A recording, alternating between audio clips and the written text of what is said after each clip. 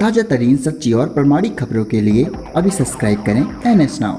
जय हिंद साथियों, मैं लखनऊ से दिनेश बाबू। उत्तर प्रदेश के समस्त शिक्षा मित्र भाइयों बहनों से, समस्त संगठनों के प्रदेश अध्यक्षों से, सभी से चरणों में निवेदन है कि मेरे साथियों, हताशा और निराशा को त्याग करके नई ऊर्जा के साथ, नई ताकत के साथ अपनी शक्तियों को पहचानते हुए आने वाले समय में मैं सभी संगठनों के प्रदेश अध्यक्षों से निवेदन करूंगा कि आने वाले समय में ऐसी रणनीति बनाई जाए कि हम सभी लोग एक हो करके सरकार को पुनः एक बार अपनी ताकत को दिखाएं।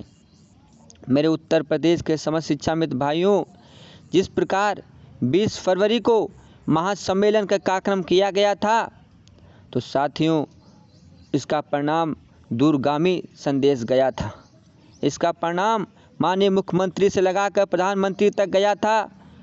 साथियों, मेरा उद्देश्य, मेरा संदेश ये है कि अपनी शक्ति को, अपनी ताकत को पहचान करके सभी संगठनों के प्रदेश अध्यक्षों से निवेदन है कि कोई मीटिंग बुला करके सभी एक करें, पहले सभी अध्यक्षों को, इसके बाद कुछ समय दिया जाए व्यापक रूप से प्रचार प्रसार, और इसके बाद साथियों एक ठोस रणनीति बना करके एक कार्यक्रम लखनऊ में, या फिर लखनऊ में सबसे उचित रहेगा साथियों, क्योंकि नज़दीक में सभी जनपद के शिक्षा मित्र आ जाएंगे।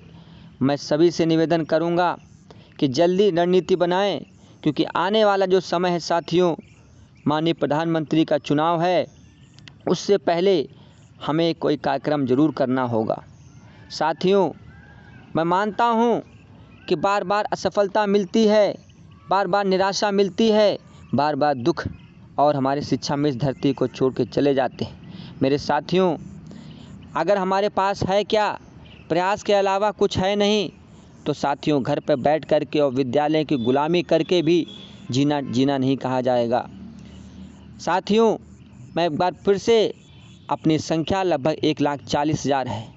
हम अपने परिवार के साथ में एक बार पुनः कार्यक्रम में आएंगे, और मैं सभी प्रदेश अध्यक्षों को संदेश देना चाहता हूं कि साथियों, जिस प्रकार जनपद वाइज साइकिल चलाई थी तिरंगा लगा करके, इसी प्रकार पुनः आपके ऊर्जा भरने का काम करूंगा। बस आप लोग साथियों एकता का परिचय दें, और सभी प्रदेश अध्यक्षों को, विशेष रूप से सुषमा शुक्ला जी को निवेदन करूंगा, और आदर्श के हमारे जो जितेंद्र शाही जी के संगठन के सभी साथी हैं, सभी लोग मिल करके आने वाले समय में शिक्षा मित्र के हित के लिए, कल्याण के लिए ऐसी योजना बनाएं।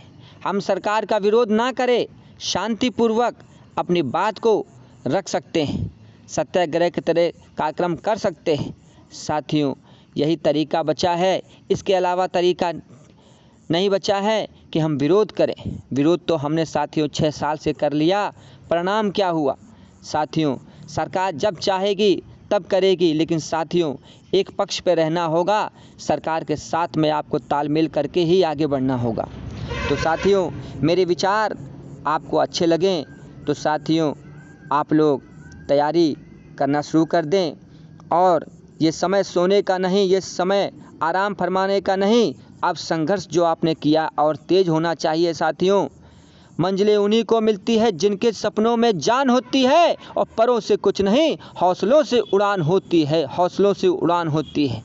हमारे शिक्षा मित्र भाइयों, जिनकी आर्थिक स्थिति ठीक नहीं है, वो दूसरा काम जरूर करें, कहीं न कहीं अपने परिवार के लिए, लेकिन गलत कदम मत उठाना, कसम है आपको तिरंगा की। साथियों याद रखना, मैं अगर महात्मा गांधी को पूछता हूँ तो आज़ाद भगत सिंह को भी पूछता हूँ। मेरे भाइयों, साथियों सरकार से जहां आपने 6 साल आपने झेल लिए, क्योंकि साथियों प्रधानमंत्री का चुनाव है, इसमें हम सरकार को गिराने का कभी भी मत सोचना।